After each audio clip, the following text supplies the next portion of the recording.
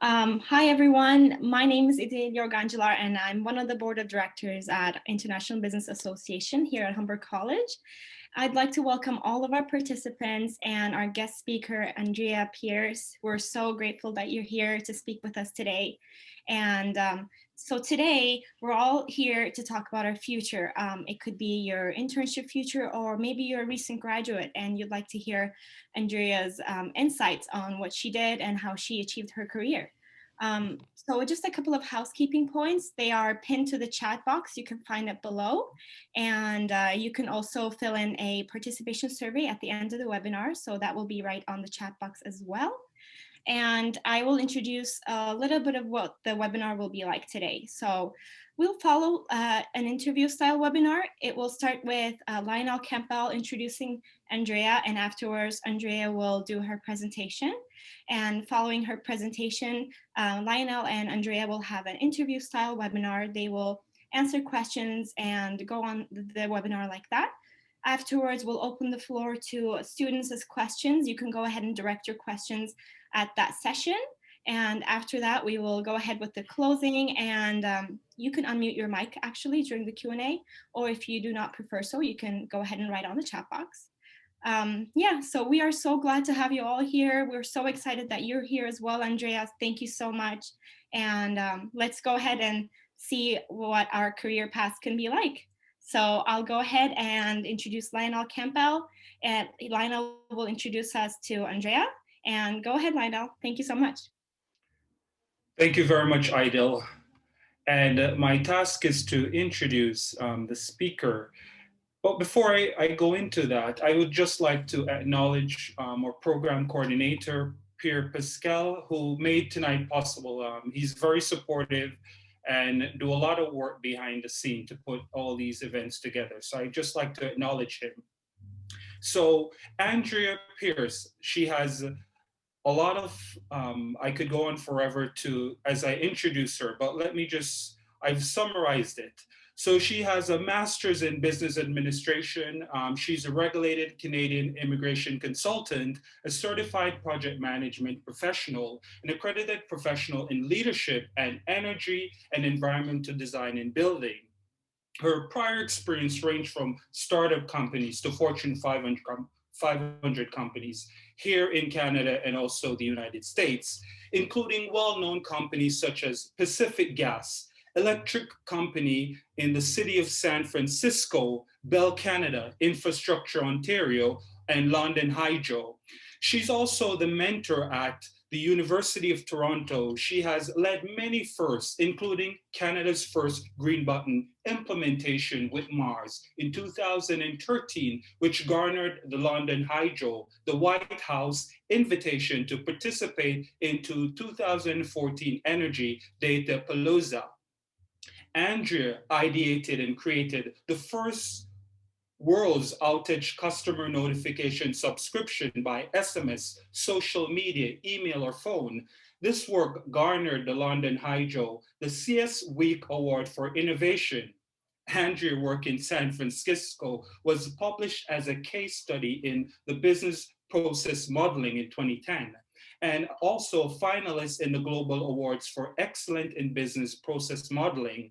She's also delivered the first US implementation of President Obama Open Data Initiative and delivered on the first Clinton Climate Initiative for the city of San Francisco in 2010. She's very, very active in the community and currently leads the Economic Inclusion which is an initiative in the United Nations Decade for People of African Descent, which is a push coalition, a coalition of over 120 organizations across Canada. Andrea is also the vice chair of the Afro-Canadian Chamber of Commerce. That's where we met. And in conducting this interview style, Andrea will be able to give us students valuable, real-life, applicable information as it relates to the world of business. So I will now allow Andrea to do her 10 minutes presentation, and afterwards we will move into the interview style webinar. Andrea. Hello, everyone. Thank you so much for your attention. It's a pleasure always talking to students because you're at the beginning of your career. You're so exciting. You make me excited about life. So it's great to talk to you. So I'm going to talk to you about 7 career success keys for me. And, I talked to some of my friends in the corporate sector as well as in the entrepreneur sector to get their take on my 7 success keys. And it was confirmed by many of them. Of course, they had it in different orders, but I think they all thought that this was something that would be valuable for you guys as well. So today I want to talk to you about 7 things. The first thing is being competence. The second thing, self-awareness. Third, accepting feedback. 4, understanding your strength, your passion, and your interest. 5th, being open to possibilities. 6, networking. And I'm going to say networking. And 7, confidence. And as we go through, we'll talk a little bit about these. So the first item, if we could go in this, if you could go to the self-awareness one, I changed up the order. So I had organized this and I changed it up in thinking about how it would be presented. Self-awareness, is one of the keys. So in order to get a job, get an internship, any opportunity, right? Of course, you need to be competent. You guys already have the competence. You're at Humber, you've got the education, the skills. One thing I admire about college is that unlike university, you guys actually have real life world experience. You can do things when you graduate versus, university, they have all the theory and none of the practical kind of skills. So you already have a lot of those practical skills. You're competent, you have the knowledge, and now you need to go out in the world and practice this knowledge. So it's so important with your competence that you continually learn and keep that competence. Our world is changing so much these days. We know that we're in volatile times. We know that our future is uncertain. And so it's especially important to have correct, accurate information for you to make decisions. And I hope that tonight will be an opportunity for you to do that. So what's your self-awareness? Where are you on that self-awareness scale? Is it low, moderate, or high? You want to move towards high. And the reason why I want to talk to you about self-awareness is when you're self-aware, you know the difference between you and others. And what I mean by that is when, for example, you go to work, you're new to the workplace, and sometimes workplaces can be toxic. You'll have not everybody might be toxic, but you might have one troubled person at work that makes everything unpleasant. And so when you're at work, or someday you deal with somebody, they may be nice most of the time, but they've got a problem day. But if you're self-aware, you know when that issue belongs to you or it's an issue with that coworker or the other person that you're dealing with. So when you're self-aware, if you're not self-aware and this person comes, they're having a bad day or they're toxic, and you might have a negative engagement with them. That can sometimes escalate and just not make the workplace pleasant. And it can breed, people hold a grudge. Canadians, you will learn as you go in the workplace, are very passive aggressive. They won't say that they're upset at you, but they will be. And they will look for a chance to, frankly, sabotage you in the future. So you need to know when you can say, you know what, that has nothing to do with me, and ignore that person versus getting caught up in that person's drama. And that's where self-awareness is, right? Self-awareness as well comes in when you're performing your job. A lot of times when somebody's not self-aware and you do a performance appraisal, you have not the outcome that you're looking for. So when I'm talking to people, I look for self-awareness as an important skill that they have, so that when I'm giving feedback, they're fully aware and know where their strength, weaknesses, and where there are any corrections that need to be taken with respect to their work or any behaviors that they have at work. So self-awareness is so important. The next one I want to talk to you about is accepting feedback. Now, when you go, an important part of work is correction and getting feedback. So you may have your performance appraisal with your manager, supervisor, whatever the case may be, the leader that you report to in the workplace, and they're going to give you feedback. And hopefully the feedback doesn't just happen once a year when you're having your performance appraisal, but it's a continuous and immediate thing, in the sense that you don't want that if you're doing something that needs to be corrected, that your leader doesn't tell you till months down the line and you haven't had a chance to correct that issue or address that challenge or that behavior, so that you can have a successful performance appraisal at the end of the evaluation period. So accepting feedback. Now, sometimes when you give feedback as a leader, a lot of times people, they make excuses. They blame other people do this, other people do that. That is something that you don't want to be caught with when you get feedback. And I'm going to admit, sometimes you get feedback. And sometimes I've given feedback, especially when I was earlier in my career. I may not give the best feedback. But when your leader gives you feedback, and I'm not talking about me necessarily, you have to listen and you have to take action. Now, some of the feedback may be correct and really that behavior needs to change. And sometimes that feedback may actually have some dependencies on other people. Let me give you an example. I had a boss who was a procrastinator. And when he assigned me things, he would give me feedback. He would give it to me late. And sometimes I'm known for always delivering. That's one of my strengths. And he would wait until the last minute, give me this assignment, and it's not realistic to get it done in the time frame he gives me. And when I was at the time, I didn't know how to approach him and say, you know what? So he said, Andrea, you didn't deliver the project on time. And I wanted to say, well, it's not me, it's your fault. And I talked to a mentor of mine about it. And my mentor told me about this book called How to Manage Up. She said, what's the problem? So I told her, I said, always gives it to me at the last minute. And, this is how he does. And this one time I couldn't get it done, even though I stayed up all night, do all this stuff, he blames me. So she goes, since you know that that's his weakness, you need to manage him.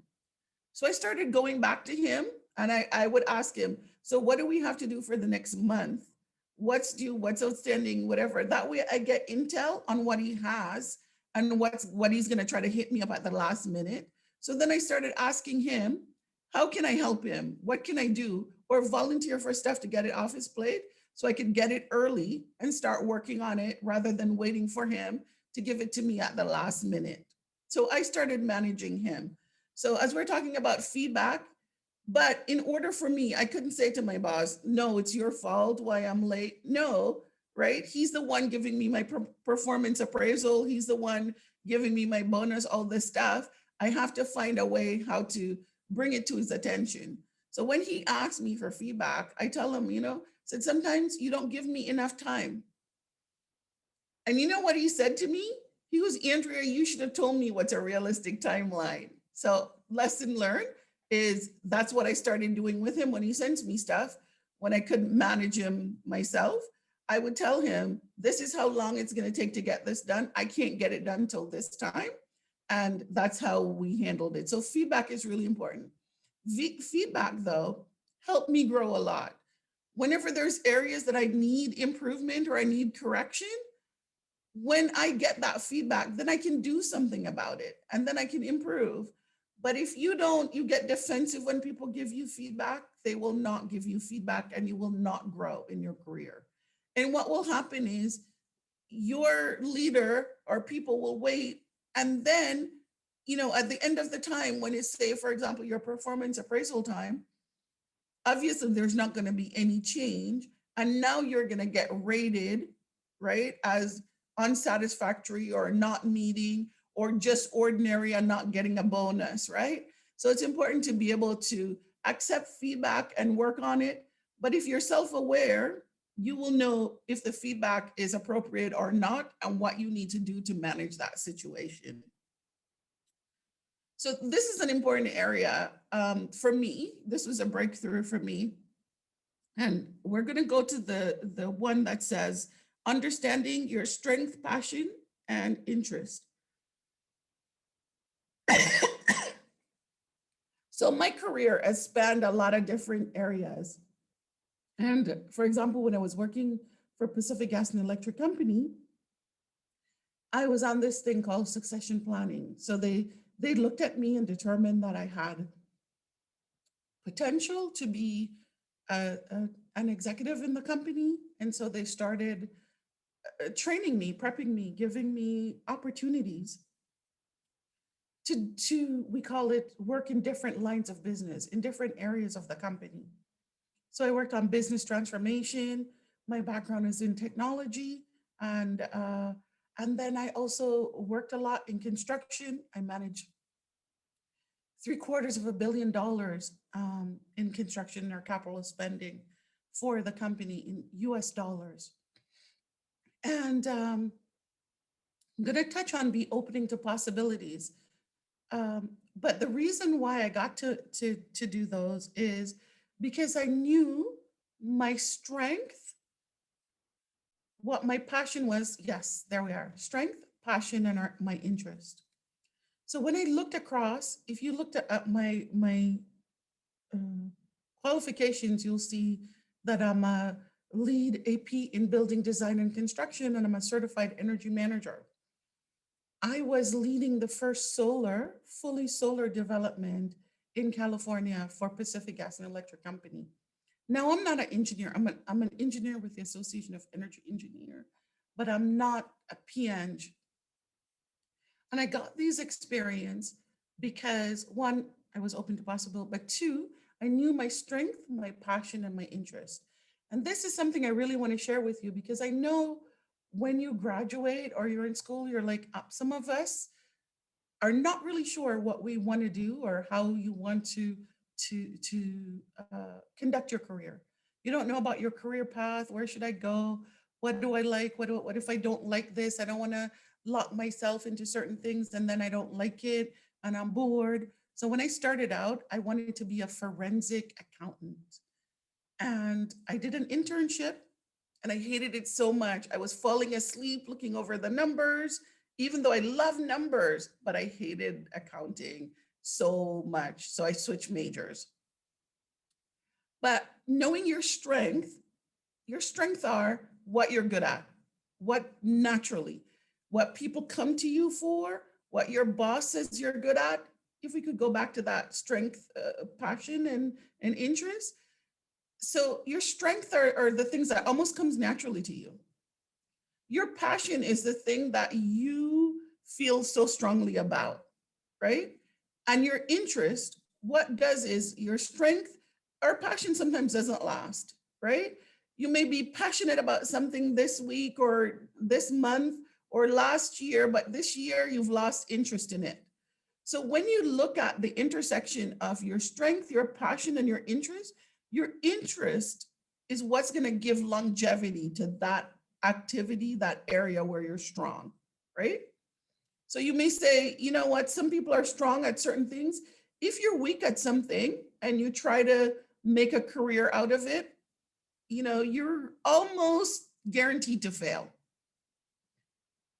If you don't have a passion for it, you're not going to be able to be convincing either, right? You're not going to enjoy it as much. It's going to be one of those careers where you dread kind of going to work.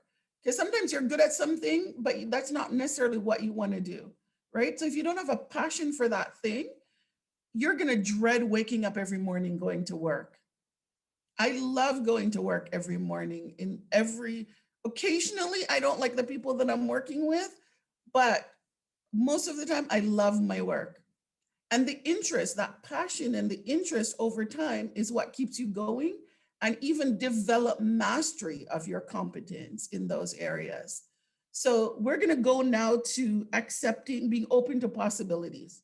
So when I started out in my career, I went from project manager, program manager in tech, then I was in construction, then I did business transformation, and I did a lot of different things. And the reason is I was open to possibilities. A lot of time our leadership would say, Andrea, we want to put you here. It's a part of your leadership experience.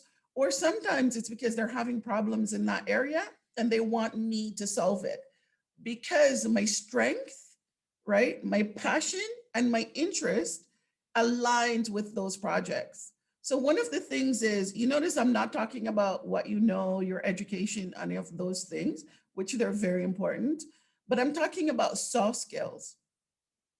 So my strength is in communication, people building, relationship building skills, right? I'm politically savvy. I'm great with numbers, right? Both financial and in analytics. And those are super important. And I think I'm a good leader as well. And I've been told that I am. And because of those skills are transferable to any area, right? So when they move me into construction, I take those skills with me. I didn't have any construction experience. So that's when I went and got my lead in building design and construction, right? Because we were working on some of those in that area. And I wanted the men that I was working with to respect me and find me credible, right? Because especially as a woman and as a Black person, right? We face racism, we face sexism, and people don't look at us in some cases as competent and credible in the area. So in many cases, we have to be, my mom used to tell me, my dad, you have to be 3 times as good to get the even less job. And it's true, because in a lot of cases, we don't always have the confidence to jump into something. And so we always step back and we take a less position because we want to be perfect at something. So when my boss told me, Andrea, we want you to take over, there was a court case. It was super important to the company. It was mission critical. And they're like, we want you to take over this project and deal with it. And I was happy because the budget was only about 100 million. I could do that. I've done that before. But when they put me over the whole system to manage $750 million US, I was worried. I was like, no, I don't think I can do that, because all the people up until that time have failed. They couldn't spend more than 40% of that budget every year. And I thought, if none of these guys could do it, why, are you trying to set me up to fail? But my boss said, Andrea, I think you can do it. You should try. And I did, and I succeeded. For the first time when I took it over, the company spent 98% of that dollars. And it was a big deal because the company borrowed money for some of that. And the company made a profit because we got an authorized rate of return on that. So they loved me because I made them lots of money. But in that case, I said yes. Sometimes I raised my hand when something was difficult and say yes to it, right? I'll take that assignment, I'll take that project. And that really changed the trajectory of my career, because otherwise I wouldn't have got to manage that much money. If I didn't say yes, right? I wouldn't have been in a position, I would have stayed where I was with a maximum budget of 100 million. But now I can say that I've done a lot more because of those opportunities. And when I look at all of those, what was the differentiator? Those skill sets that I was showing you about the strength, where my strength, my passion, and my interests lie, those are all transferable skills that I used from every single job, right? And of course, I added more things to it that would make me credible in those positions like my lead, like my CEM, you know, also the project management, all those pieces to add to my credibility. Networking, that's the one that is so important to you guys. Most jobs are never posted. The majority of jobs never gets posted. And if they get posted, it's only because that they have a process and they want to say that they're going through the process and they're not violating their internal processes. But even in those jobs, it's already gone before you applied for those jobs. And how? Because networking. Most people go out and they meet people, and even a lot of times people call me and they're like, Andrea, I have this job, I have this, who would you recommend? And I recommend someone, and that job never get posted. Most people never heard of those jobs, right? And not just me, many leaders are that way. And even probably you, somebody might call you one day or have called you in the past and asked you, and you've said that. So I want to tell you some secrets about networking because this is so important. So we're used to networking here in Canada. You know, it's like a room, like lots of people go and they're maybe having wine, eating, or whatever is going on. And what a lot of people do, they run around the room and try to give everybody or as many people as possible their business card. That is not the right way to do it. Networking is one-on-one. So what you want to do, if you can't have like a coffee, if you're an introvert and you're like, oh God, I dread that. That's not how I want to do. I'm going to fail because I don't like going in a room with a lot of people. You can set up a coffee or even like an informational interview with people and talk to them one-on-one, right? Learn about what they do. What's their career path? How did they get to be where they are? You know, and people would love to talk to you about that. But if you go in a room with a whole bunch of people, what I do is, if I know the group, I will ask the host of the group to introduce me to somebody that I want to meet. So I have a target when I go in to networking, what my plan is of who I want to talk to and what I want to accomplish when I'm going to that networking, because I have not much time and I try to use my time wisely. So I'll ask the host to introduce me to somebody from a company or a particular person that I'm targeting to build a relationship with or talk to, right?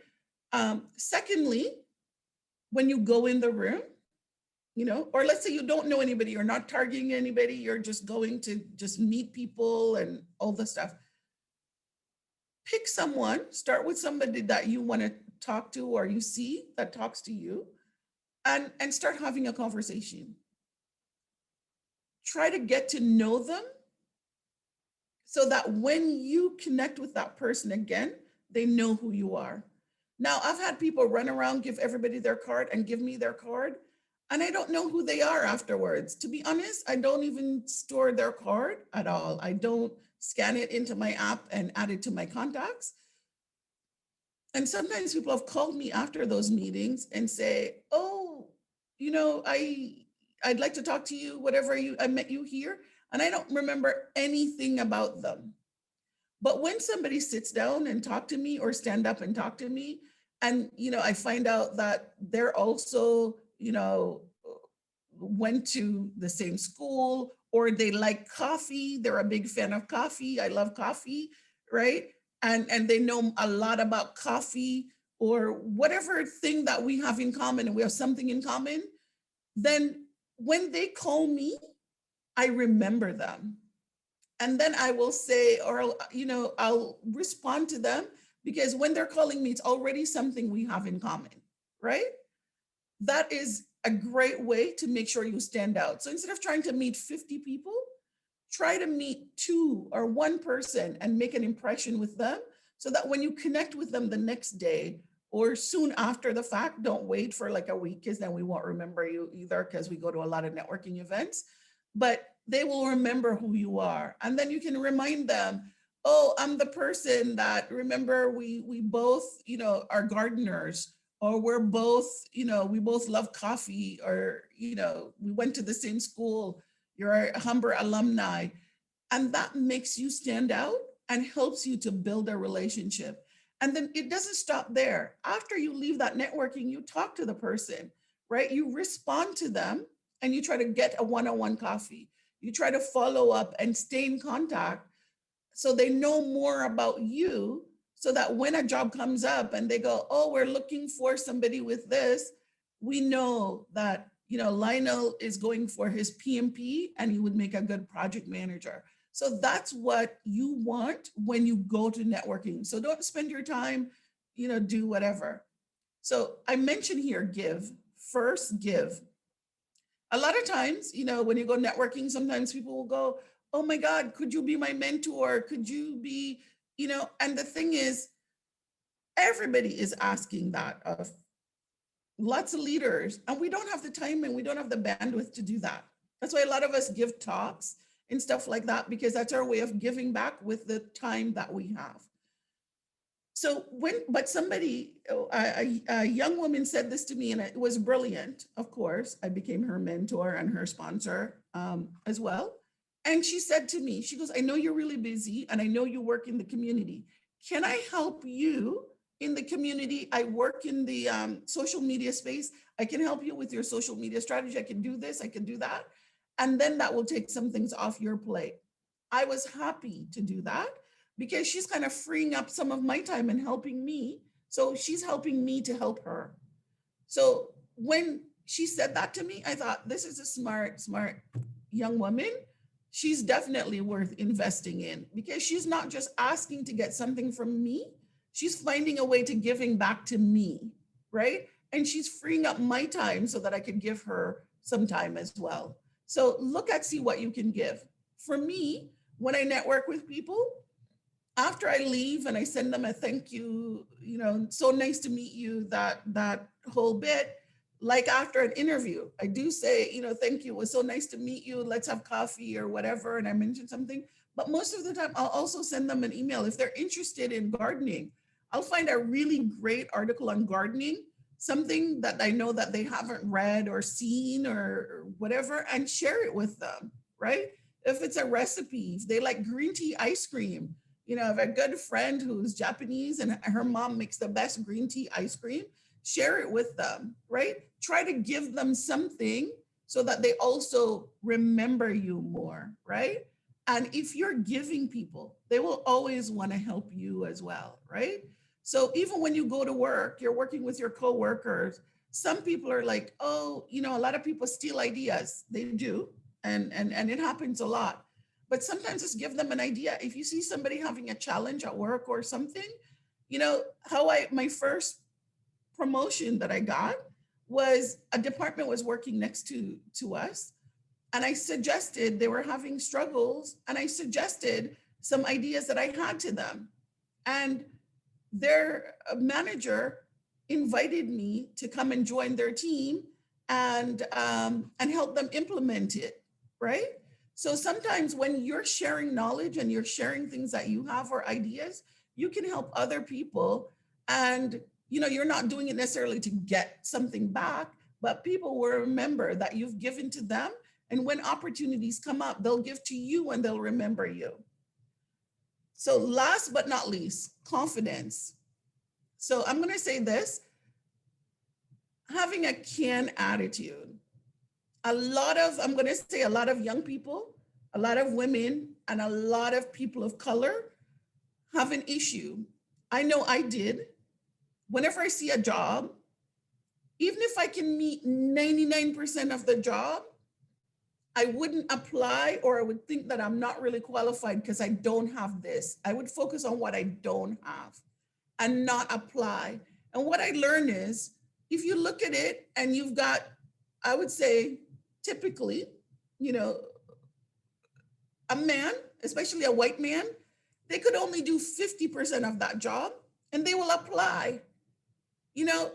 So what you should do, I'm not saying 50%, but if you look at the job and you feel, don't focus on being perfect and knowing every single thing. Nobody knows every single thing. The person who put out that job description and who leads that team probably doesn't have all those qualifications that he put in that job description, or she puts in that job description. So when you see something, take a chance. Don't eliminate yourself. Let them, if they don't want you, don't choose you, but don't self-select yourself out. Apply for that job and give yourself an opportunity, because you never know, right? Maybe other people who applied to it have only 60%, but you have 80% or 90%. You could get the job over them. But if you go, you know what, I don't have all of that, I can't apply, you should apply. So be confident about what you know. When you present yourself, be confident about what you can do, right? And confidence is half of the job of winning, right? Presenting yourself. You see some people, they're so confident in interviews and they interview so well. They may be terrible at doing the job. That has happened to me where I've hired somebody like that. But a lot of people who can do a great job are not always as confident. So I would say, build up your confidence, talk to yourself, tell yourself like, yeah, I can do this because I know I've done this before. Look at what you've done and how you fit that job and apply for those jobs, apply for that opportunity, volunteer for that committee or whatever when you go into an internship or into a job, right? Because you can do it, and anybody around you is just as lack, right? They're not any more competent necessarily or have any better characteristics than you. You have just as likely chance as they do. But if you never speak up and you never act with confidence, present your ideas and your solutions to your leaders, right? Or to other people, and be confident that you know what you're saying because you've researched it, you've experienced it before, you've done it before, you've delivered. Because many of you, I know you've done this in your own country, right? Your experience is just as valid. They do say you need to have Canadian experience for people who are, from other countries, but you've already done that. You may not have done it in Canada, but it's just as valid, right? So go in there and present yourself confidently. Learn how to do that, how to interview, practice interviewing. Don't just go in there and talk off the top of your head. Practice. That's how practice makes perfect. The same thing, right? You fix your resume, you customize your resume, you do that. The same thing. Practice your interview questions. Practice how you answer, how you explain your experience that matches. And if you don't have that specific experience, if you have a transferable skill, right? Explain how you've done something similar and how that skill that you have will allow you. So I'll stop there, but I really wanted to talk to you about the skills, soft skills that really distinguish you from other people and make your career over the idea of having competence, having those skill sets that will help you. So on that note, I'm going to end and I'll turn it over to Lionel from here. Thank you so much, Andrea. We certainly enjoyed your presentation, and I know that all the students here has benefit tremendously from it. And as you've covered a few areas, we just want to, ask some questions to get a better insight of what it really takes. And as the IBA, International Business Association, our courses mainly focus on business ventures in different countries. So I want to ask you this questions. We know that cultures vary across organization. And how does the corporate culture different at various institutions that you are employed, and how were you able to adjust? So for example, when I worked at Pacific Gas and Electric Company, that's a big Fortune 500 company. At the time I worked there, 30,000 employees and mostly engineering oriented. So they were very process, safety and compliance was key, right? So in that organization, innovation was a bit of an issue for them, right? But what I learned, first of all, the way the company culture, most companies, they have a mission, vision, values, right? Okay. they don't always follow their mission, vision, values. You know, in every company, you have a culture, and then you have each department or each group subculture. So what you, to be a success, have to fit into that subculture. It's basically based on the leader of that organization, what they value and how they do it. Sometimes it's in total opposition to the company's culture. So you, as we talked about self-awareness, you have to be not only self-aware, but aware of what's around you, right?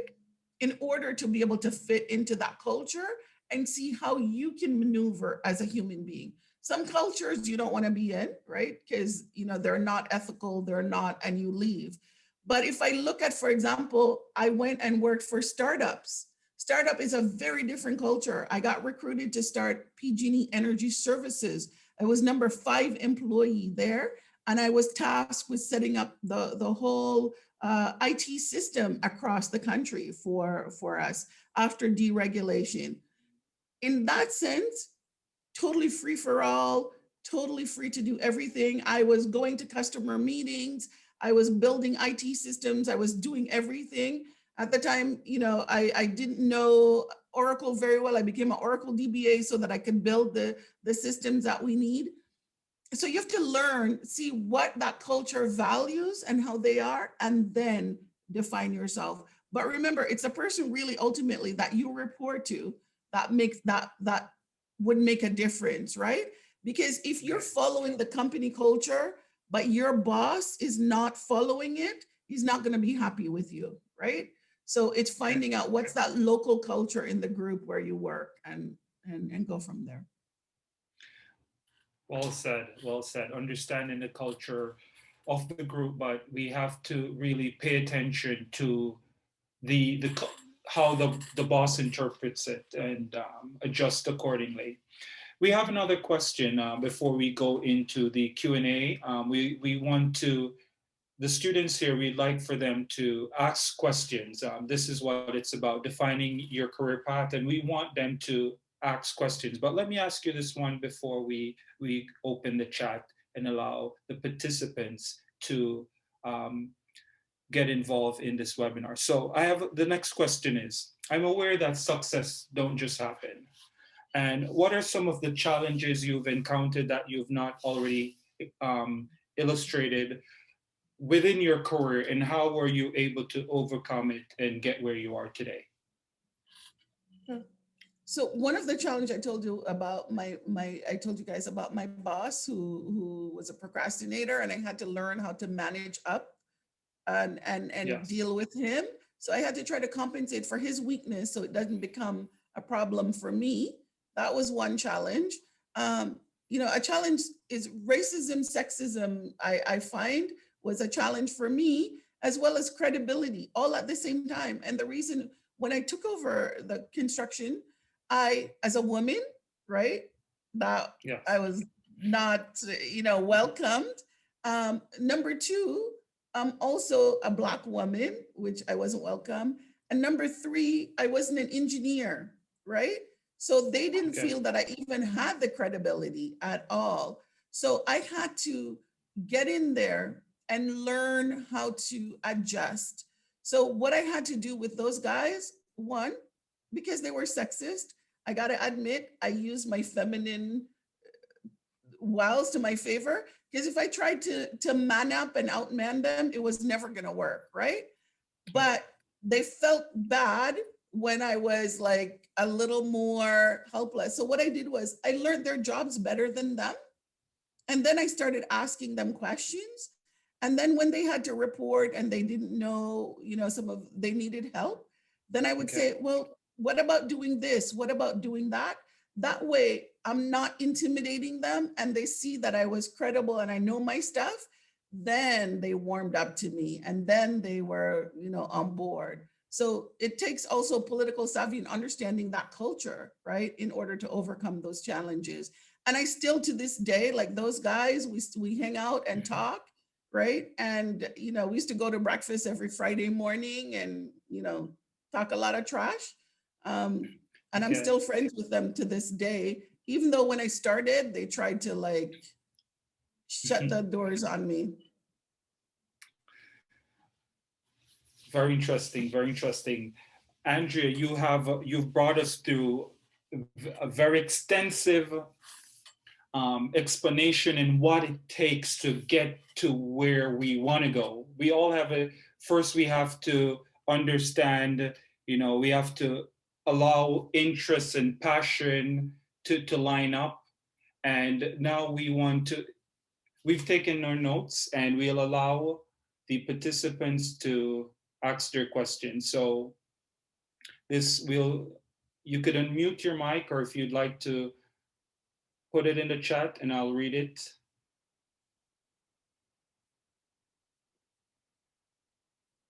So we'll just give them a few seconds to do so.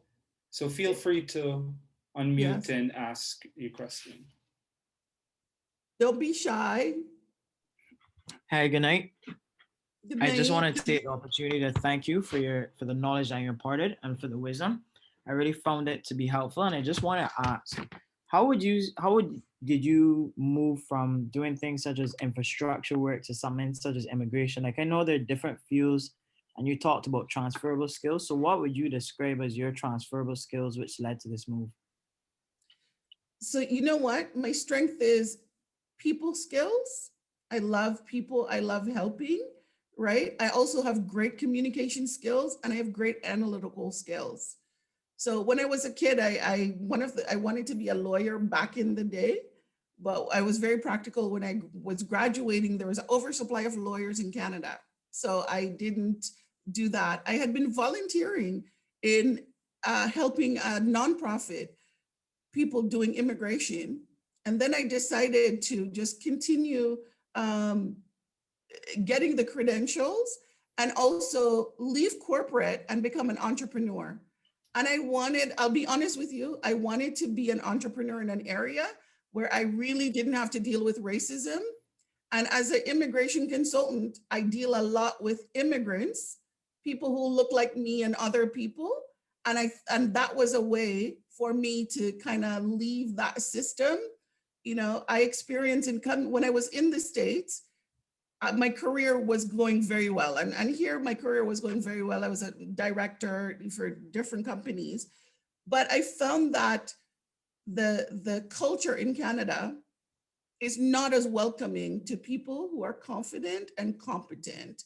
That doesn't look like the standard, that have some melanin in their skin.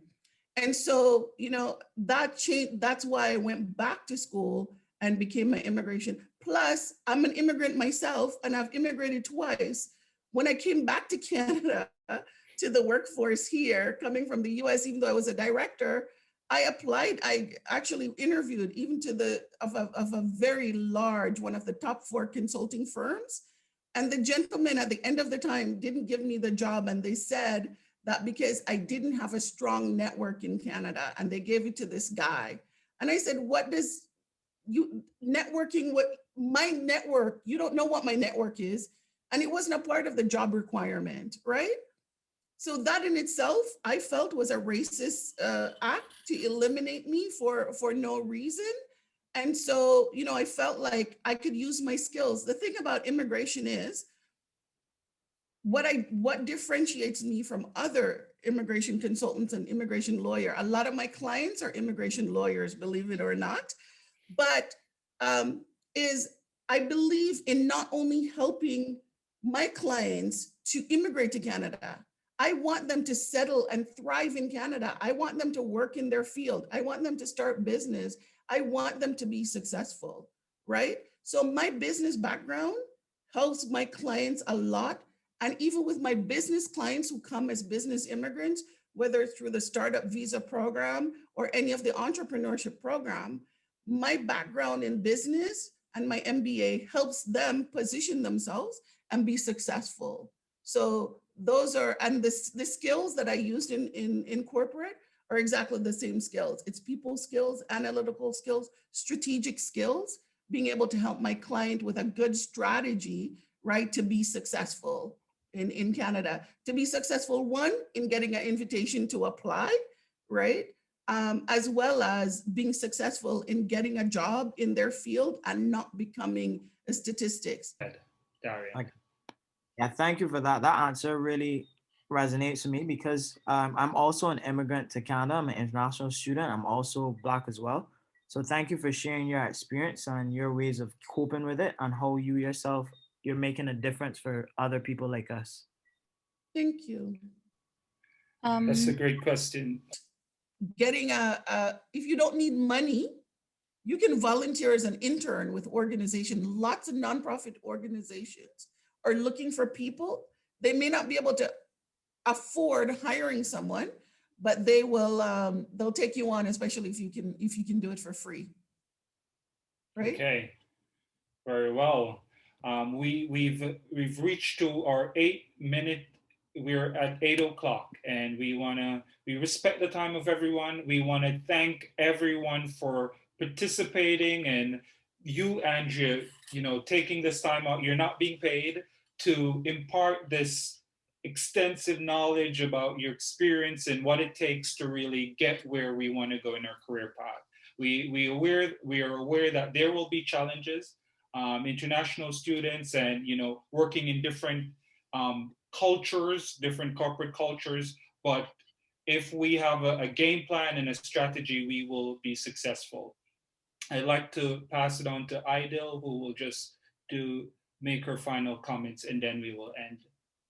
Yeah, that was amazing. And I believe that we can all be inspired by all the great things that you've shared, Andrea. We really appreciate your participation in this webinar. But I think we can all agree that there are a lot of steps that go into the success of an individual. But I think with the information that you provided us and the tips such as the networking and being confident in ourselves, I think the light at the end of the tunnel is a little brighter right now. We can definitely agree with that.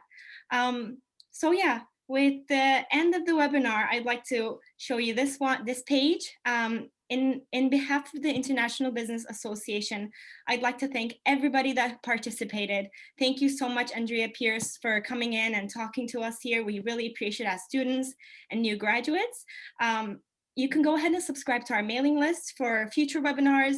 The contact information is there on the right. Also, we will be sending a participation survey, so we'd really appreciate if you can fill that up. Thank you so much, everybody. Thank you so much, Pierre Pascal Gendron, our program advisor. And thank you, everybody, for all of your valuable contributions. Thank you. Bye. Thank you so much. Have a great day, guys. Thank you. Bye. Thank you for coming, Andrea. You're welcome. Thank you, guys. Bye. Thank you. Have a great night, everybody. You too. Thanks, Idil.